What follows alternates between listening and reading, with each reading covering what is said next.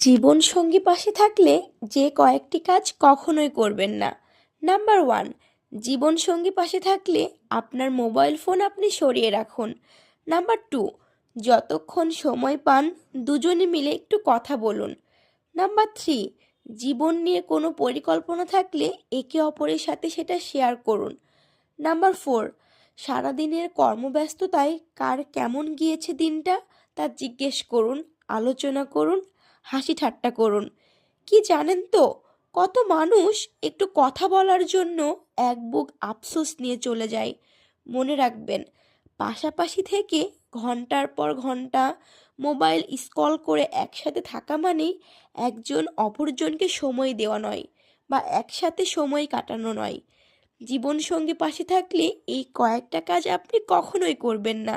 দেখবেন আপনাদের জীবন কতটা পরিবর্তন হয়েছে, কতটা সুন্দর হয়েছে।